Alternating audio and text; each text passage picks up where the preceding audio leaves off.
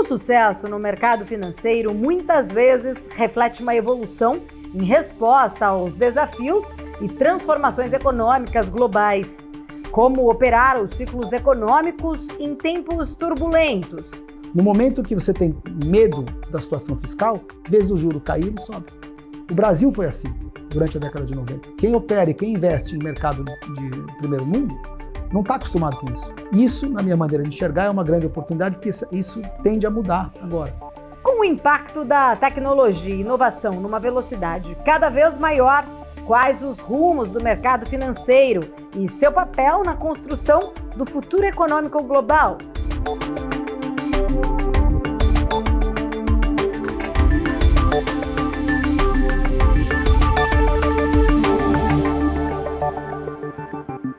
Facuri, você iniciou sua carreira no mercado financeiro, depois virou empresário, também investidor. O que mudou de lá para cá? O quanto a sua passagem, de fato, pelo mercado te ajudou nessa jornada? Olha, Paula, é bom você ter perguntado, porque, para mim, os meus 20 anos de carreira no mercado financeiro foi o meu preparo para a vida de empresário, para a vida de investidor. Foi a minha escola. Eu saí da faculdade, formei administração de empresas, né, com especialização em finanças, mas eu te confesso que quando eu comecei estágio, depois primeiro emprego em banco, eu aprendi que eu não tinha aprendido quase nada. Então, a carreira, a exposição a risco, a exposição ao dia a dia de mercado é que me formou como profissional, não foi a faculdade, e depois, durante o período de buy-side, durante o período como gestor e depois como gestor pessoal, né, como empresário, meu trabalho é de gestão imobiliária de carteira própria. Isso não teria sido o que é hoje se eu não tivesse meus 20 anos de carreira. Então, eu vou te dizer, o cerne de toda a minha vida como empresário, como investidor, veio da experiência com o mercado, daquela experiência de tensão, aquela experiência de constante movimentação, o tempo todo atento a tudo, com telas e telas e clientes pedindo preço, e a gestão de uma carteira de um banco internacional, um banco americano. Isso te expõe a um preparo, te expõe a uma demanda que eu não teria como ter sido exposto a isso se não fosse uma pressão de uma carreira financeira. Facuri, você é um grande especialista em juros e câmbio. A gente sabe que existem ciclos econômicos e seus reflexos, né? Inflação, juros, confiança, câmbio.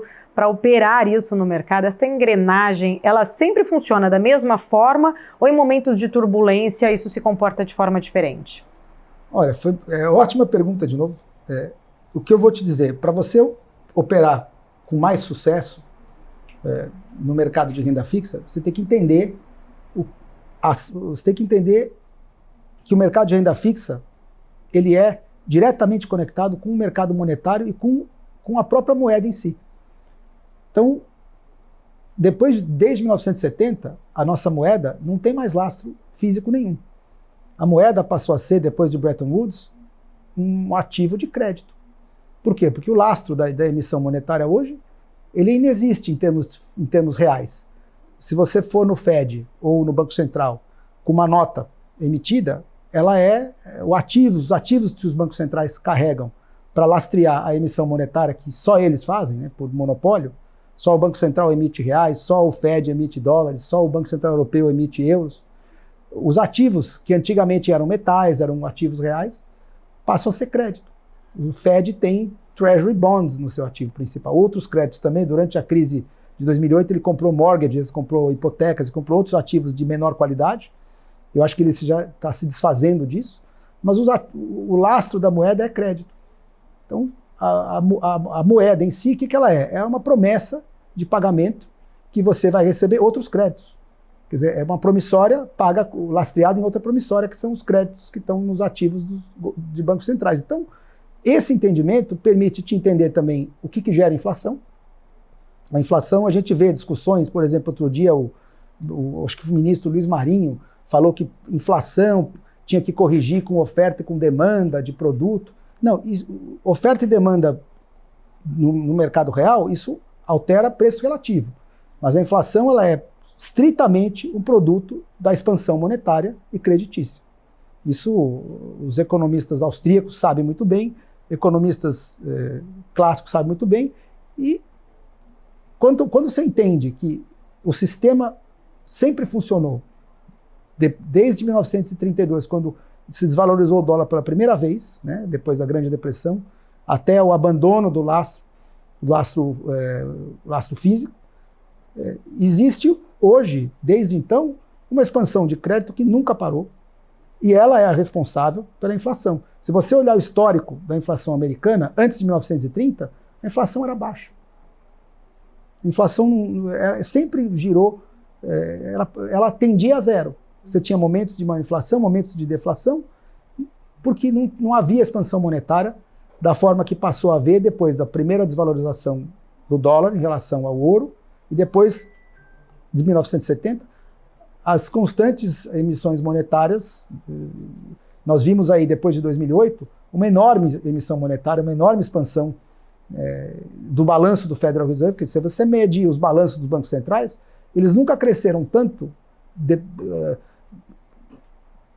como no período após a crise de 2008. E na pandemia aumentaram mais ainda, né, com enormes operações de compra de ativos que os bancos centrais fizeram, inclusive aqui no Brasil. Aqui foi mais para título, para dívida pública, mas no mundo desenvolvido, além da expansão de dívida pública, teve a expansão monetária dos balanços dos bancos centrais. Então, se você entende isso, você entende que a taxa de juro também é cíclica. Você tem grandes ciclos de expansão e contração monetária que duram, em média, em torno de 40 anos. Então você teve um ciclo de expansão que durou até ali a década de 80, do pós-guerra até a década de 80. Na década de 80 ele chegou no limite, né? E aí você teve aquela grande alta de juros, do grande ciclo de contração. Depois, na década de 80, teve aquela alta de juros do Paul Volcker. O que aconteceu com a taxa de juros? Entrou numa trajetória decrescente, e a inflação mundial entrou em trajetória, mesmo que ela fosse positiva, ela ficou positiva a taxas decrescentes, desde 1980 até agora, até recentemente. Então, concomitante com uma expansão de crédito, né? Ou seja, eles tiveram que manter a inflação sob controle, mas cada vez um aperto monetário menor. E, ao mesmo tempo, a demanda mundial depende desse crédito. Então, se você entende esse ciclo, você opera primeiro a tendência direcional dos juros, no longo prazo, e no curto prazo, com ciclos menores, você passa a entender também. Você enxerga essa mudança, né, em relação ao cenário atual? A gente vai ainda conviver com esses juros altos por mais tempo? Tem, né, essa grande expectativa, inclusive as economias, elas acabaram, todas elas impactadas demais, bastante, como você muito bem trouxe agora também, em relação à pandemia, os conflitos geopolíticos. Tem-se aí uma grande expectativa, né, de se voltar à meta da sua inflação, mas essa última pernada, essa última milha está muito ainda resiliente, vamos dizer, está difícil de conseguir chegar para dentro dessa meta. Há grandes discussões que a gente talvez nem vá ver, assim, a economia americana voltando para os 2%, a economia europeia. Você enxerga de alguma forma que a gente vai conviver ainda com esse período inflacionário? Desde 1980, como eu estava dizendo, a trajetória da inflação, se você for olhar a inflação mundial, ela era muito maior na década de 70 e 80 do que agora. Uhum. Tanto que os juros teve que ir a 15%, 16% na década de 80. Então, com o tamanho da expansão de crédito que nós tivemos depois, né, de 80, 90, 2000, o volume de crédito, moeda e crédito hoje é tão grande que uma leve alta nos juros já é suficiente para colocar um peso de serviço de juros na economia tão grande que a inflação volta para o centro da meta rápido. Cada vez que você teve que subir juros para trazer a inflação de volta, foi menos. Lógico, o Brasil teve um outro ciclo. O nosso ciclo de juros, ele ficou defasado em relação ao ciclo do primeiro mundo em 10, 15 anos. Então nós tivemos nosso pico de juros mais para frente. Foi nossa hiperinflação, né, nosso período inflacionário, que foi quase uma hiperinflação, foi no final da década de 80. O período inflacionário alto do primeiro mundo foi na década de 70. Então, eu não vejo dificuldade hoje para você trazer a inflação para baixo, justamente porque você tem um volume de crédito tão grande que se você sobe o juro, como foi de quase 0 que estava para 5, eu acho que a inflação vai voltar para a meta e até em algum momento nós vamos estar discutindo a atividade e a enfraquecimento da economia. Porque o peso hoje, o volume de dívida hoje das famílias, das empresas e dos governos é tão alto. Isso tem publicações oficiais. Se você olhar os números que o Fed publica não só o balanço próprio, mas o balanço das famílias, o balanço das empresas. O Banco Central Europeu também publica. Se você for olhar o volume, o estoque de dívida hoje e a sensibilidade a uma alta no juros, você vai ver o tamanho da carga de serviço de juros hoje em cima das economias. Ela é muito alta com juros a 5%. Ela seria baixa com juros a 0, a 1. Com juros a 5, ela é muito alta. Então, eu vejo que nós estamos no finalzinho desse repique inflacionário, no finalzinho do repique de atividade também. Eu enxergo daqui para frente uma queda de atividade, uma queda de inflação, e nós vamos estar daqui a 4, 5 meses discutindo quanto que o Fed vai ter que cair os juros. E eu te digo que esse ano ainda, o grande discussão vai ser o quanto o juro vai ter que cair. Principalmente essas taxas, as taxas que os bancos centrais controlam, que são as taxas de Ripple, né? Os Fed Funds, ou a taxa Selic aqui no Brasil. A curva, como você enxerga ela? Exatamente, por as empresas terem tomado, durante esse período que nós ficamos com juros muito baixos, é como se as empresas e os consumidores estivessem viciados em crédito. Aumentaram sua captação, sua tomada de crédito, e gozaram de juro baixo por muito tempo. Então eles estão devendo demais, então os endividamentos estão recorde. Nesse momento, com a taxa de juros em 5% no primeiro mundo, na zona do euro está 2,5%, né? Até o Japão está com juro que nunca tinha. O Japão era 0, ficou 20 anos a 0, hoje está acima de 1.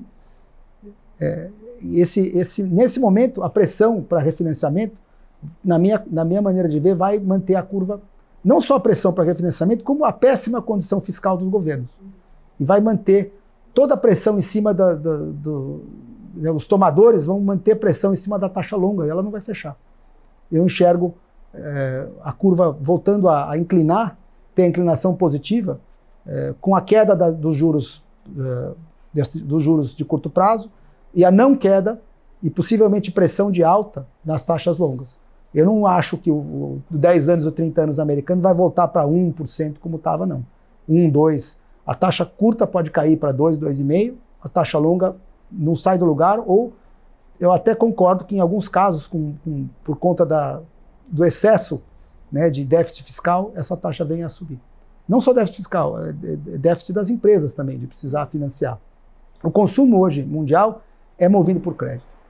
Facuri, diante de crises e reflexos econômicos que a gente tem falado nas economias como um todo, isso muitas vezes pode até parecer ruim, mas também pode parecer uma oportunidade para quem sabe aproveitar essas oportunidades. Como investidor, operador, o que é mais importante, você acredita, ali para se dar bem diante disso? Eu acho nesse momento, como a gente está falando de excesso de crédito, e muitas pessoas, por operar juros e câmbio no Brasil, a gente viu durante a década de 80 e 90, por exemplo, os juros operando como risco de crédito. O governo tinha um problema fiscal, a taxa longa subia. Né? E nos Estados Unidos, durante muito tempo, problemas econômicos e financeiros, os investidores corriam para receber a taxa, né? E a taxa caía. Né? Para aplicar na taxa longa, ela caía. Eu acho que a dinâmica de crédito vai impactar o mercado de juros de tal forma que a partir de um certo momento, e nesse momento é logo, você vai ter o reflexo do risco de crédito nas taxas. Então você vai ter, no momento que você tem medo da situação fiscal, e da situação econômica e fiscal do país, em vez do juro cair, ele sobe. O Brasil foi assim, durante a década de 90. Você tinha problema fiscal, tinha excesso de déficit, alguma notícia onde impactava, que tinha impacto sobre a expectativa de déficit público, a taxa subia. Isso não é comum. Quem opera e quem investe em mercado de primeiro mundo não está acostumado com isso. Vê uma crise fiscal, ele pensa logo na queda de atividade e vai lá e e procura aplicar a taxa longa, procura aplicar 10 anos, 30 anos. Isso, na minha maneira de enxergar, é uma grande oportunidade, porque isso tende a mudar agora. E quem estiver olhando para isso e operando da forma correta, é uma grande oportunidade de você concentrar, por exemplo, quem você está apostando numa queda de atividade, concentra as apostas em juros de curto prazo. Né? Os juros de curto prazo realmente caem com risco de queda de atividade. O próprio Federal Reserve, os bancos centrais, vão correr para baixar juros, para tentar evitar essa queda de atividade. Assim que a inflação já estiver, de novo, no centro da meta ou abaixo, eles correm para reduzir juros. Só que, ao mesmo tempo, isso não resolve o problema de crédito do mundo, porque a demanda por financiamento está cada vez maior. Então, a taxa longa vai passar a não refletir o que ela refletia antes. Ela vai passar a não cair junto com a curta. E vai ser uma oportunidade para quem tiver com caixa de não arriscar suas posições no longo. Fica no curto prazo e espera um momento melhor para trocar ativos de curto prazo por longo prazo. Essa tem sido a minha estratégia desde o momento desde 2020. Ali estava tudo baixo. Eu tive até eu me lembro que uma das últimas vezes que eu tive aqui no BMC, eu disse, as taxas vão subir e eu acredito que assim que subirem, tem que ficar no curto prazo. Hoje não tem motivo para você alongar seus ativos, porque ainda continua igual, a curta e a longa estão muito próximas, em torno de 5, né? E aqui no Brasil ainda também estão próximas. Você teve uma pequena queda nesse ano da Selic, acho que vai ser difícil cair muito mais, por causa de uma situação de déficit público crescente do atual governo. Então eu acredito que quem estiver buscando uma estratégia agora, ficaria no curto, não passa de 2 anos em termos de exposição, e espera um momento de estresse fiscal, onde você vai ver a curva longa possivelmente indo a 7% nos Estados Unidos, aqui você pode ir a 15%, 16%, e aí se considera trocar um ativo de duration mais curto por um mais longo. Inclusive, nessa entrevista sua aqui na BMC News, você disse que operar renda fixa é mais difícil do que operar equity. Por quê? Porque desde quando começou essa expansão de crédito, as empresas e o comportamento de preço das ações está muito correlacionado com o comportamento do preço de dívida longa. Né? As ações elas estão com os múltiplos tão esticados, né? tão distantes do próprio resultado das empresas. Né? Você tem empresas com dividend yield mais baixo que o Treasury Bond de 30 anos. E isso foi comum. Se você pegar, eu fiz esse exemplo. Meu pai, que foi de banco, na década de 80 ele comprou Treasury Bills, Treasury Bonds de 30 anos. A taxa era 11% ou 12%.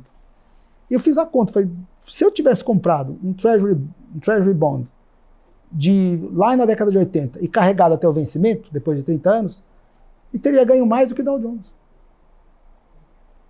Nada rendeu mais do que o Treasury Bond de 30 anos comprado a taxa de 11.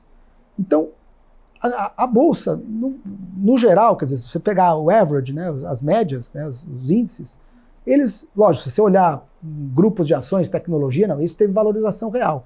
Mas a valorização da carteira média das ações americanas não passou de um Treasury de 30 anos lá da década de 80, desde aquele pico, né? No fim daquele ciclo de juros na década de 80, onde você passou a ter juros decrescentes, quem comprasse ali, comprasse um Treasury de 30 anos versus comprar o Dow Jones, teria ganho mais. Então, nesse cenário, para você operar a bolsa é que nem operar renda fixa. Então é preferível você entender de renda fixa e operar, porque hoje você comprar as ações nesse nível que elas estão com dividend yields, elas estão com yields muito mais baixos que os títulos de renda fixa. Então você está operando um título assim, com pouco upside, pensando no ganho de capital e com o mesmo risco da renda fixa hoje. Quando você trabalhou, né, no mercado financeiro em 2008, bem na época ali da crise, né? Eu queria entender as lições, na sua opinião, né? O que você aprendeu de fato, o que o mercado também aprendeu de lá para cá, né? Quais ainda seriam talvez os pontos de desafios que a gente ainda precisa evoluir desde essa crise? Foram muitas. Uma delas, a que me vem de primeira mão na cabeça, é o mercado ali eu aprendi que todas aquelas crises que eu vivi algumas, não foi só de 2008. No ano 2000, no estouro da bolha de tecnologia, eu estava em Nova York trabalhando, eu estava substituindo um brasileiro que tinha um posto no Citibank em Nova York, eu fiquei um tempo lá, estava lá no crash. Eu assisti o crash de 2008 também. Eu vi a bolha imobiliária na ascensão dela, em 2002, 2003. Eu entendi que não teria como você ter nada do que a gente viu, nenhuma dessas crises. Vi as crises dos países asiáticos também, vi a crise de dívida russa, operava câmbio nessa época, na dívida russa em 98. Na desvalorização cambial no Brasil, eu operava câmbio no Citibank, estava bem no olho do furacão. Então eu vi que não teria existido nenhuma bolha se não tivesse tido a expansão de crédito fomentada por aqueles que podem fomentar uma expansão de crédito, que são os emissores de moeda, os bancos centrais. Eu aprendi que o sistema financeiro aprendeu a depender, né, do bailout, do socorro financeiro dos bancos centrais.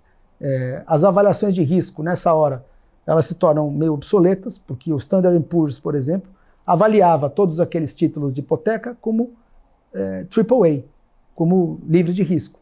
Uma avaliação completamente errada, que não fazia sentido, mas que mesmo assim, mesmo sem fazer sentido, aquilo era vendido e pessoas muito inteligentes, muito bem informadas, PhDs, aceitavam aquilo. Eu vou te dar um exemplo. As carteiras hipotecárias, eu me lembro que eu trabalhei todo esse período que eu trabalhava em renda fixa, mercado emergente, o pessoal de hipoteca sentava ali perto, no mesmo andar, no outro lado da sala. E eles pegavam aquelas carteiras de hipoteca, que tinham hipotecas de péssima qualidade, e só porque eles destranchavam elas em 3 tranches, ó, eu vou dividir uma tranche aqui dos primeiros a aceitar o default, o tranche mezanino é o segundo, aqueles que vão sofrer a moratória em segundo plano, e os últimos a serem impactados por uma moratória são os AAA. Então eles pegavam uma carteira de títulos basicamente podres, de péssimos pagadores, e porque eles dividiam em tranches, a tranche que sofreria primeiro o impacto da moratória tinha o rating pior e a taxa mais alta. E tinha uma tranche que ficava por último e ela tinha o rating AAA. E era comercializado com o mesmo yield do Tesouro Americano. E aquilo era vendido dessa forma. Mas se você for explicar para alguém, qual lógica tem eu pegar um ativo podre e só porque eu divido ele em pedaços, eu transformei uma coisa podre em boa? Não tem lógica, mas aquilo era vendido assim, as agências de risco corroboravam isso, e aí você teve, de repente, quando você teve o evento de queda de preços generalizado, que o Bernanke, que era o presidente do Fed na época, que era o chairman do Fed, dizia que não, porque nunca teve um evento, nunca teve uma desvalorização generalizada dos preços dos imóveis nos Estados Unidos. Nunca teve, até o dia que teve. E quando teve, todo aquele crédito que era avaliado como bom passou a ser podre. E não é que ele passou a ser, ele já era um crédito mal dado, mal emprestado. Contratos sem garantia, contratos sem checagem de endereço, sem checagem de capacidade financeira do pagador, era tudo isso que tinha. E eles sabiam, mas mesmo assim tinha a avaliação positiva do pessoal de rating. Então, foi uma lição que eu aprendi e que eu reforço aqui, é que o mercado ele aparenta ter uma racionalidade, mas nessas horas ele opera totalmente irracional, totalmente na emoção, né? É aquela situação eu olho para o lado e está todo mundo comprando e eu não posso ficar fora, eu preciso comprar também, uma euforia, e essa euforia quando ela vai ao extremo e acaba, é quando você tem o estouro da bolha, aí você vai todo mundo para o lado do pânico, sai todo mundo vendendo, então tem esse ciclo no mercado. Por mais que você queira demonstrar logicamente que aquilo não vale, se o mercado está eufórico, saia da frente, não tente impedir aquela euforia, porque ele vai andar para cima, e quando acabar essa euforia, ele vai virar de lado, porque não é porque alguém mudou de ideia, simplesmente todo mundo já comprou e não tem mais quem compre, e aí ele muda para o outro lado, e ele só vai parar de cair quando o último desesperado vender o que ele tinha que vender também. Então existe uma dinâmica psicológica no mercado que não que você, por mais que você tente racionalizar e se você ficar na frente daquela dinâmica, você é atropelado. Se você tentar vender antes do final da euforia, você apanha. Se você tentar comprar, né, o que eles chamam de catch a falling knife, né, tentar segurar uma faca caindo. É péssimo, porque ela te corta. Você tem que esperar todo o pânico passar, e preferível você esperar o pânico passar e comprar já no retorno, do que você tentar adivinhar a hora de comprar enquanto o mercado está caindo. E eu aprendi essa dinâmica por observação, por ver, assistir aquelas diversas crises. Então essa é a maior lição que eu aprendi.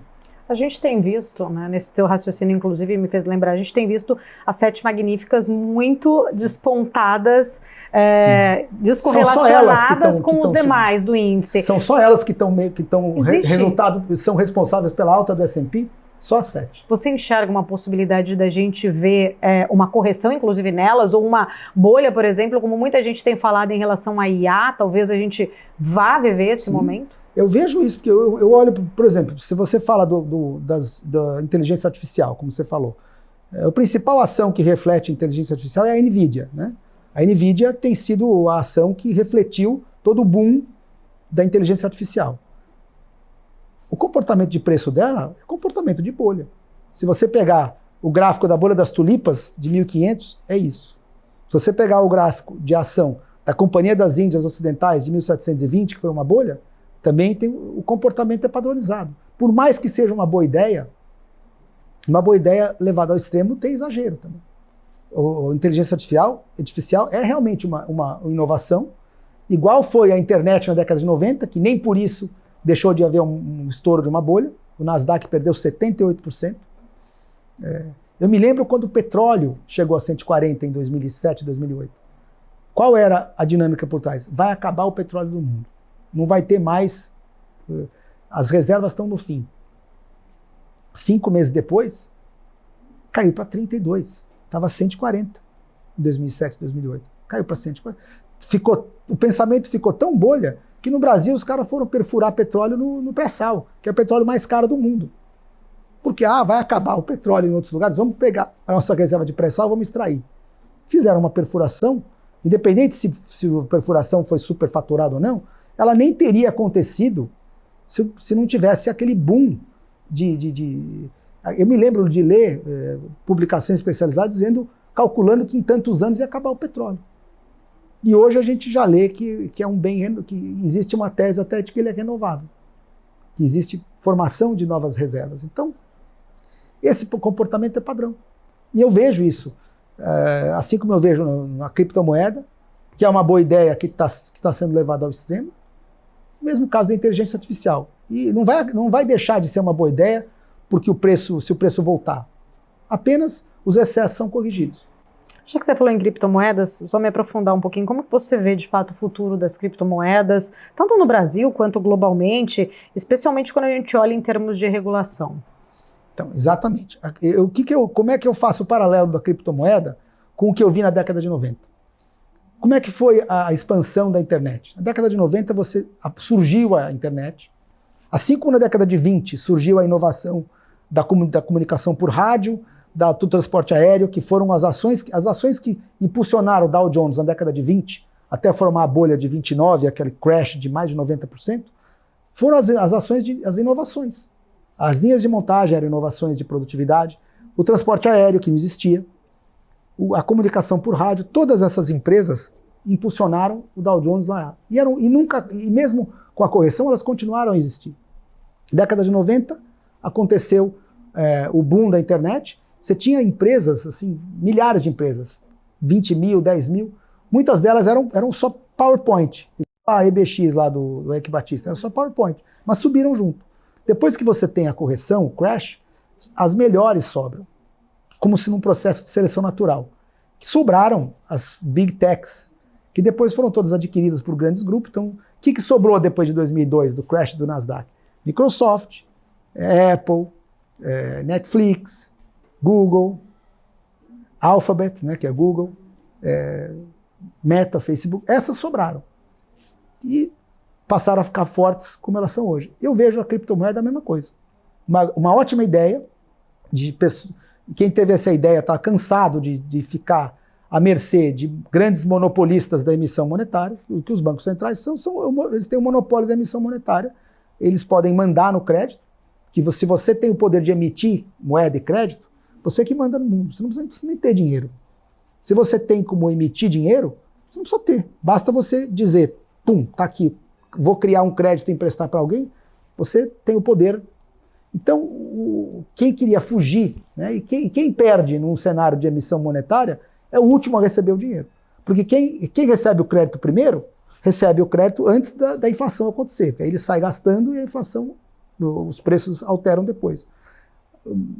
Pessoas que não querem ficar à mercê desse imposto inflacionário, entendem que é uma boa ideia você guardar valor e passar a transacionar com uma moeda que não pode ser manipulada por emissão monetária, que é o caso da criptomoeda.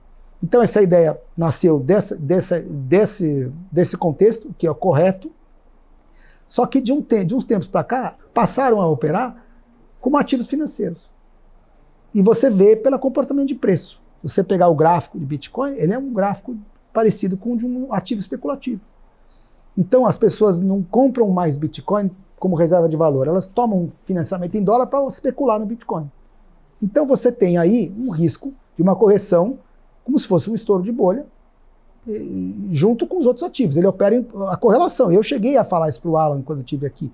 Eu meço a correlação do Bitcoin com bolsa, com S&P, com outros ativos, e ele está...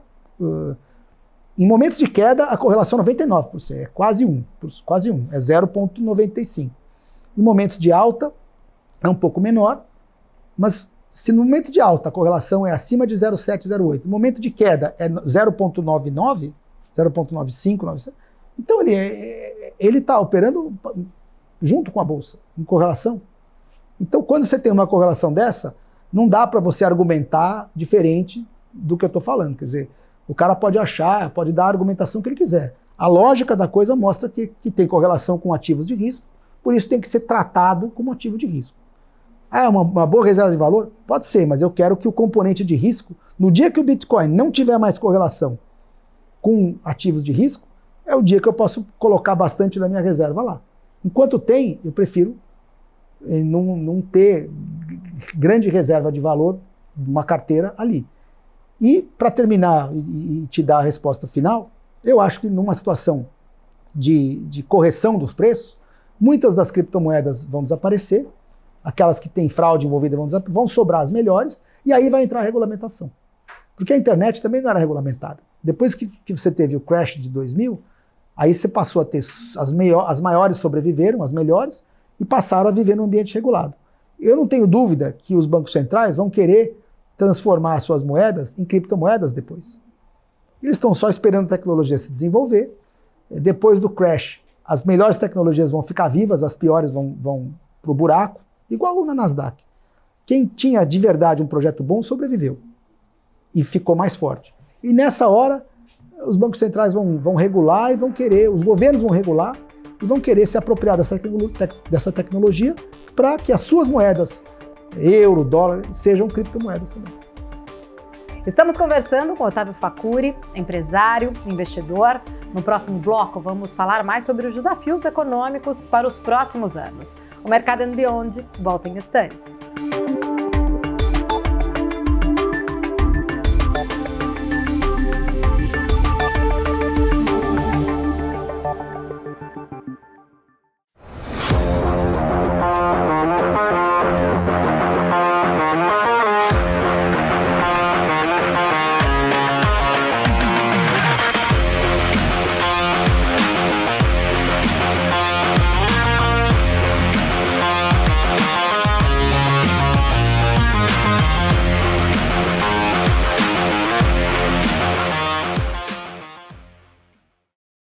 Vortex Beyond.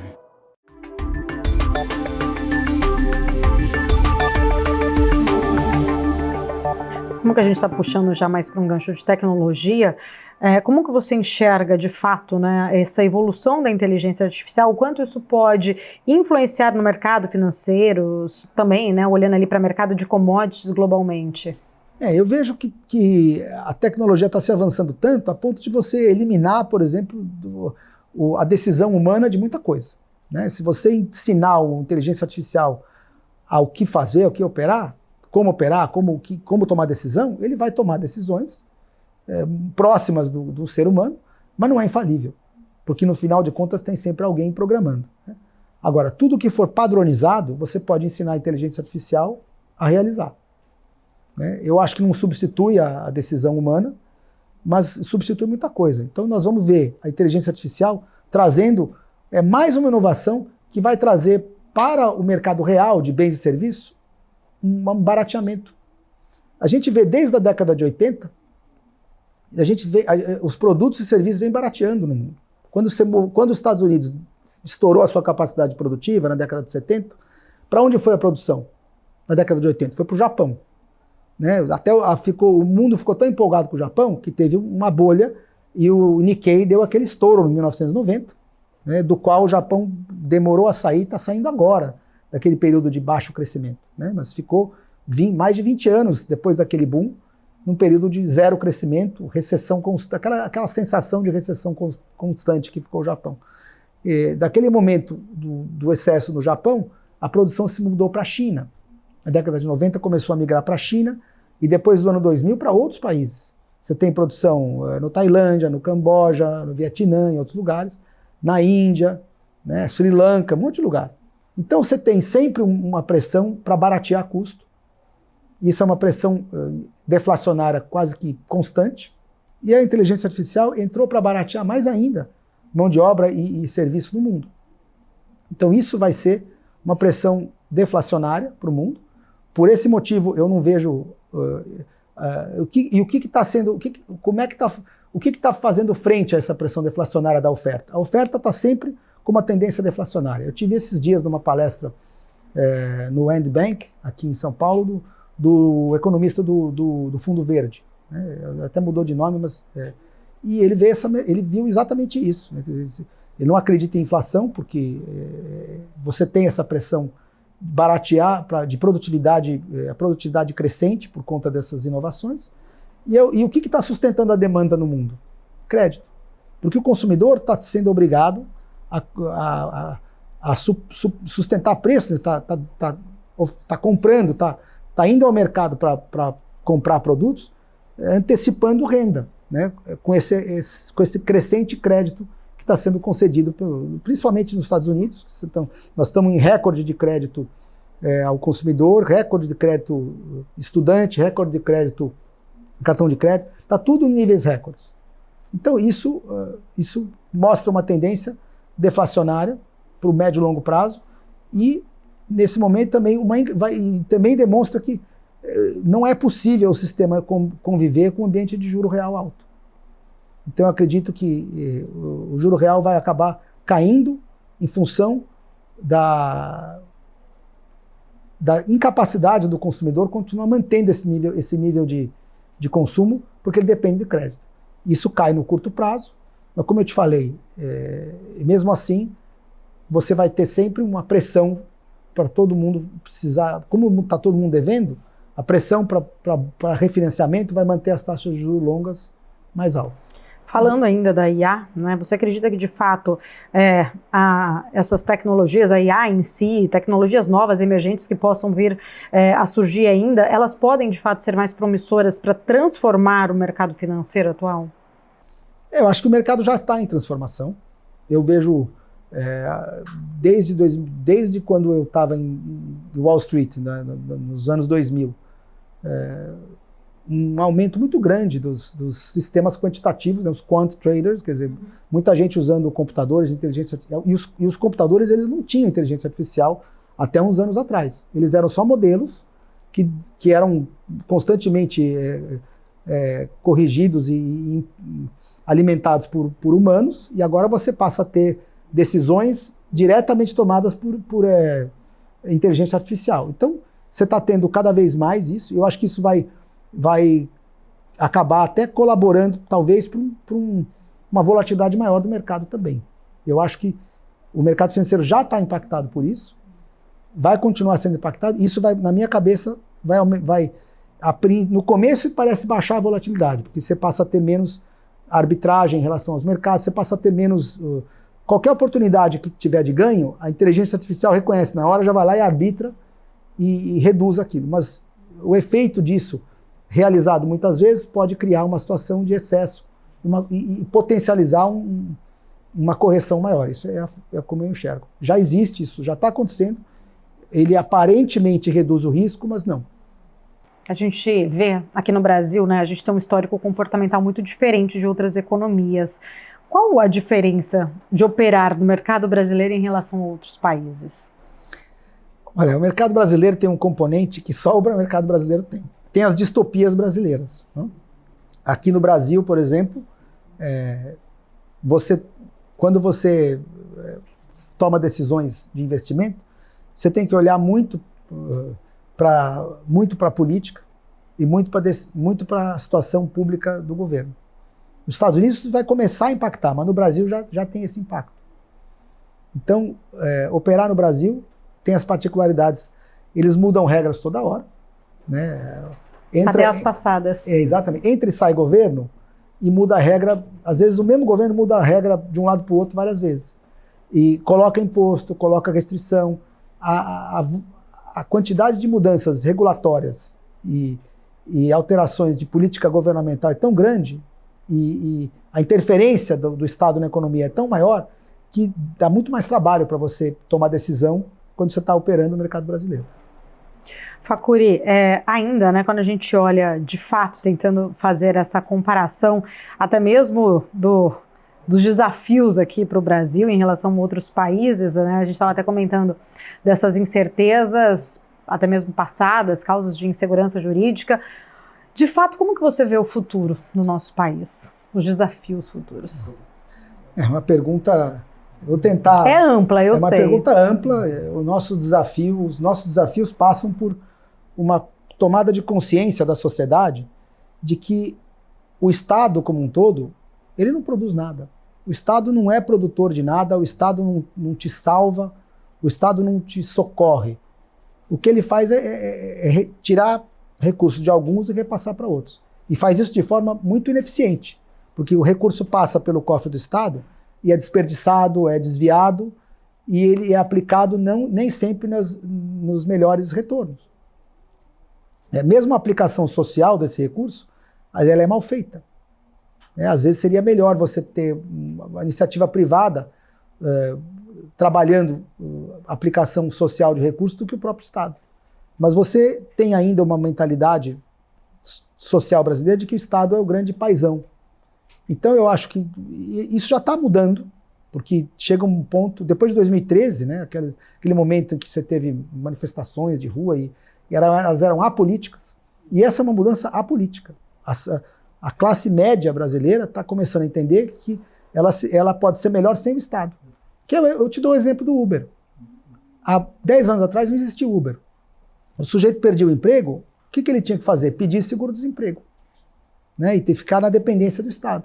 Hoje, a maioria dos condutores de Uber, ou dos entregadores de iFood, é pessoas que perderam emprego. E fala assim, eu posso me sustentar sem o Estado? Posso. Eu perdi o emprego, eu vou dirigir um Uber. E quando ele entende que ele consegue fazer a receita dele, decidir, eu vou trabalhar, eu preciso de mais dinheiro esse mês, vou trabalhar mais horas de Uber, eu vou entregar mais iFood aqui. Quando a sociedade entender e tomar gosto por isso, tomar gosto de entender, olha, eu posso eu sou melhor para tomar minhas decisões do que depender de uma mão estatal, isso causa impacto, causa diferença, e nós podemos ver o Brasil mudar nessa linha, né? Se o governo permitir, né, que a gente ouve falar que eles podem retirar, dificultar ou regulamentar os aplicativos. Então, eu vejo como uma possibilidade de mudança que já está ocorrendo, porque você já tem hoje uma grande quantidade de microempresários que, na verdade, são condutores de Uber ou entregadores de iFood, e que já estão entendendo isso. A classe média e até um pouco abaixo da classe média já está entendendo. Não dá para dizer que um entregador de iFood é classe média também. É menos até. Mas ele já entende que ele pode viver sem o governo, que não precisa ir para a fila do seguro-desemprego. Isso é importante. Facuri, diante dos desafios ainda do Brasil, quais reformas, quais políticas públicas que você considera que elas são cruciais, de fato, para fomentar o desenvolvimento econômico? Uma ótima pergunta, porque elas estão sendo discutidas, né? Nós tivemos recentemente a aprovação da reforma tributária. A reforma tributária, na minha maneira de ver, ela não foi nessa linha que ela devia ter ido. Em vez de descentralizar a tributação, ela centralizou a tributação. E o modelo mais eficiente é descentralizado. Cada estado sabe suas necessidades, cada estado, até como nos Estados Unidos, por exemplo, onde tem competição entre estados, né, e você tem o estado que tem condição de baixar tributo, ele baixa, atrai investimento. Aí o outro estado fica sem, tem que baixar também. E nossa reforma não foi nessa linha. Então, uma das reformas que seria importante, ela já começou indo para o lado errado, é a reforma tributária. Mas um dos gargalos que é pior ainda do que esse, ou tão ruim quanto o lado tributário, é a reforma trabalhista. Nós tivemos aí, durante o governo anterior, alguns avanços, tá, do lado trabalhista, e esse governo pretende reverter esses avanços, mas e voltar a colocar carga em cima uma carga fiscal em cima do trabalhador que vai encarecer mão de obra. Uma reforma trabalhista, uma reforma da CLT, para desonerar o trabalho, a mão de obra, né, desonerar o empregador que tem que pagar, para cada R$100 de salário que ele paga, ele tem que pagar mais 80, né, de encargo. Você teria uma melhora incrível no nível de emprego, emprego formal, se você reduzir isso. E não é esse o caminho que nós estamos tendo. Então eu vejo uma reforma trabalhista como, se fosse possível, imagina, no mundo de Alice do País das Maravilhas, porque nós estamos num governo socialista, e que só pensa em encarecer, né? Só pensa em ir para o outro lado. Mas num mundo onde pudesse haver consciência disso, ou que se o Congresso tivesse consciência disso e votasse reformas trabalhistas nessa linha, a gente estaria muito melhor, mais competitivo, com maior nível de emprego, né? Então, essas são duas. Administrativa. A administrativa, ela é secundária para mim, porque se você não resolver o tributário e o trabalhista, o impacto das outras é menor. Nós já tivemos uma reforma tributária que foi muito boa, porém o impacto dela foi todo consumido, por exemplo, durante a pandemia. Porque nós tivemos déficits, né, exatamente como os outros governos do mundo. Só no primeiro ano da pandemia a gente teve um déficit de 700 bilhões no Brasil. A reforma tributária foi feita com um cálculo de economizar 1 bilhão. Só no período da pandemia se aumentou o déficit em 700 bilhões, né? A reforma tributária economizaria um trilhão de reais, só ali 70% dela já foi. Então você teria que progredir uma reforma tributária que fosse facilitar, né, o pagamento de impostos e ao mesmo tempo descentralizar e deixar os estados mais livres. Não foi o que aconteceu. A reforma trabalhista, os avanços que tiveram estão brecados e o governo atual está tentando revertê-los e piorar as coisas, como no caso do Uber e dos aplicativos de entrega. A reforma administrativa, eu não acredito numa reforma eficiente com o governo atual também.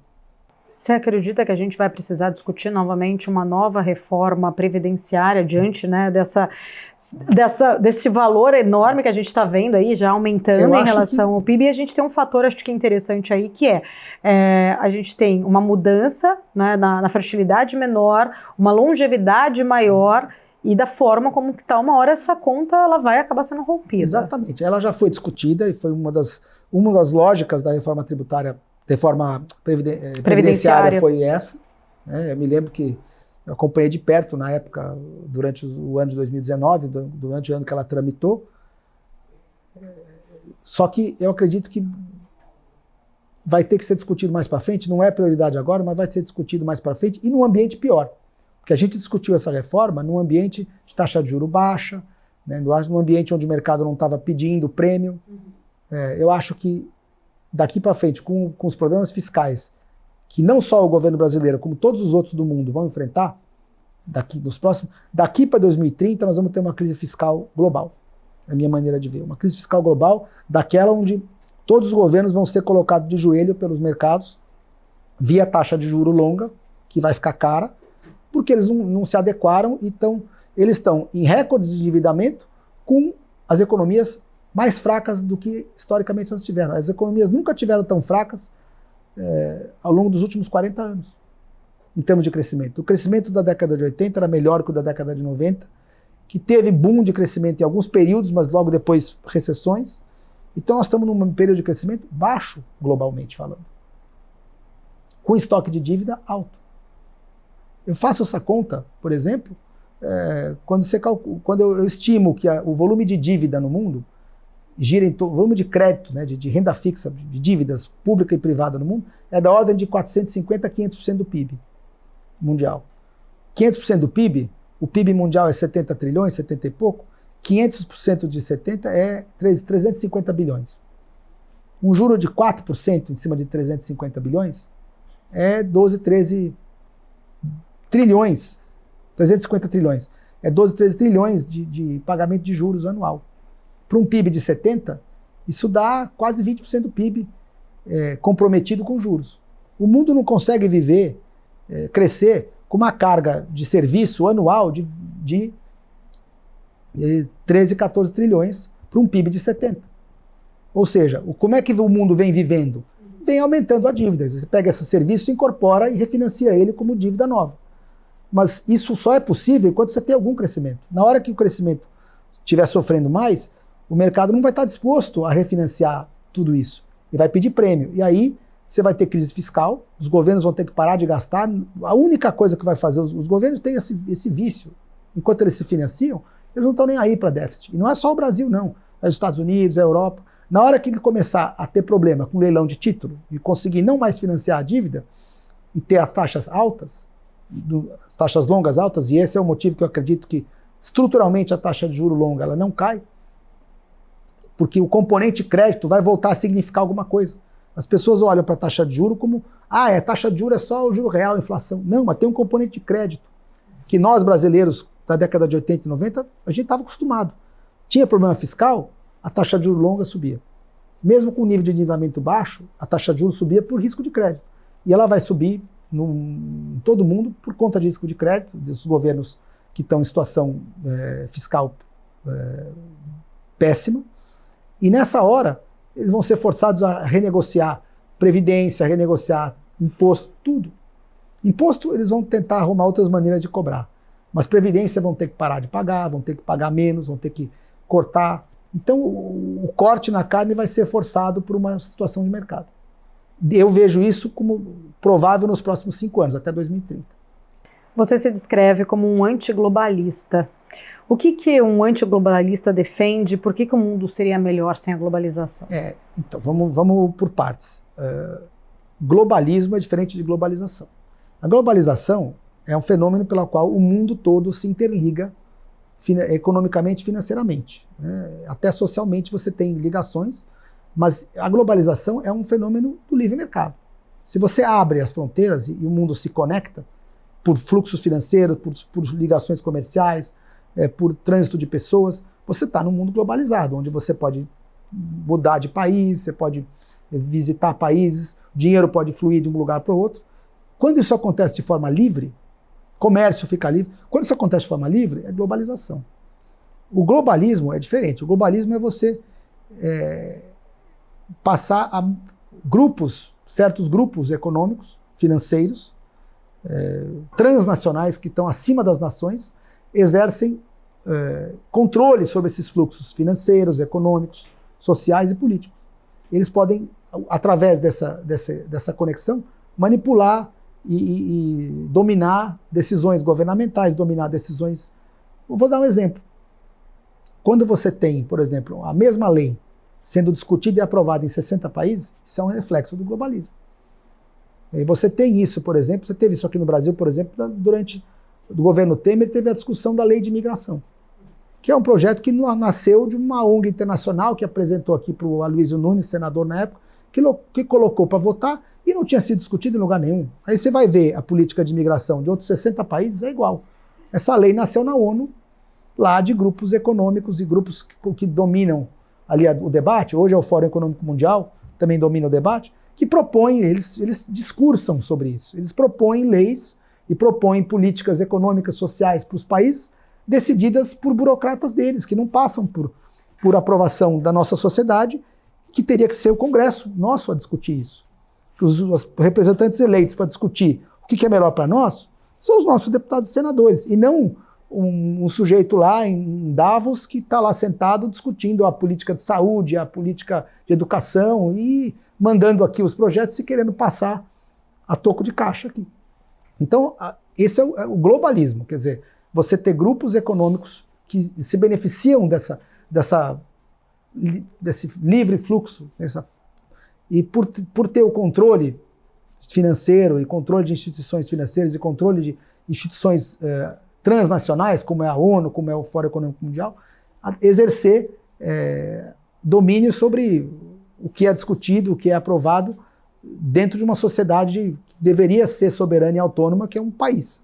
E eles estão acima disso. Então, eu sou totalmente favorável ao mundo livre, globalizado, porém desfavorável a burocratas e tecnocratas estrangeiros decidirem o que é melhor para nós. A gente pode ter defeito, mas a gente vai se dar melhor com os nossos defeitos, decidindo por nós mesmos, pelos nossos representantes, do que por eles.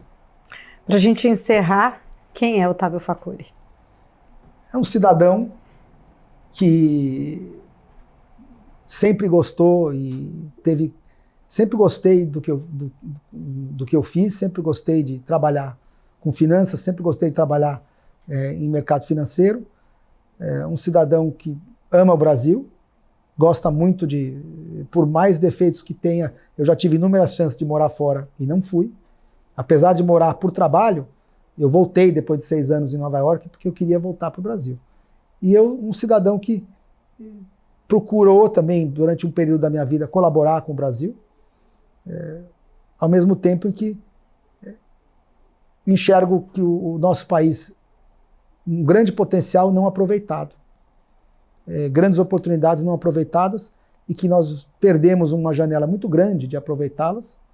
Isso me entristece, de certa forma, mas eu não perdi a esperança. Então, é um cidadão que não perdeu a esperança e que procura se manter em pé diante das adversidades. Isso tem um pouco a ver com o histórico seu familiar, da família, da sua imigração da sua família para o Brasil? Uma gratidão, talvez, ali pelo Brasil? Tem tudo a ver, porque se você for olhar a história da cultura e da nação libanesa, por exemplo, é uma nação oriunda de um país pequeno, que nunca teve nada, que a vida deles era comércio. Você não tem recurso natural, você não tem muito recurso, você não tem quase nenhum recurso natural, a não ser as atividades locais e econômicas, mas você tem um grande espírito de empreendedorismo, um grande espírito de desbravador. Então, o fenício, o libanês, começou com comércio pelo Mediterrâneo, pela Europa, antes de qualquer outro. E eles eram mercantes, navegadores, só em comércio, não eram militaristas, não eram beligerantes, eles conseguiram sobreviver como nação só fazendo comércio. Nunca foram dizimados, mesmo sem ter exército, e nunca foram... agora, recentemente, a região está um embrulho só, com tudo que é força política externa exercendo domínio ali.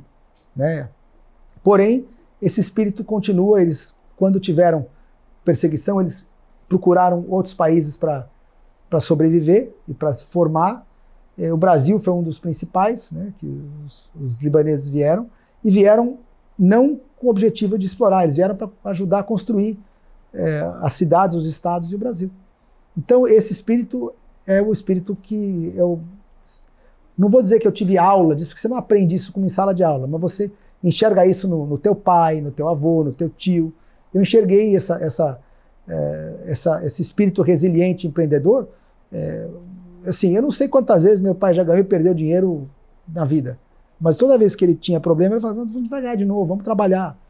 Então esse espírito é o espírito que eu tenho, mesmo diante de tudo que a gente vê hoje. Assim, o que você tem de mais importante é a tua capacidade de se recomeçar, de ser uma fênix.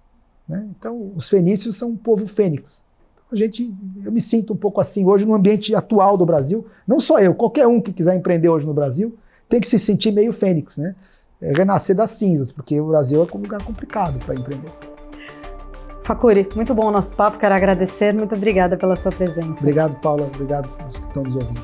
Obrigada. Conversamos com Otávio Facuri, Mercado & Beyond de hoje fica por aqui. Obrigada pela sua companhia, a gente se vê na semana que vem. Até lá.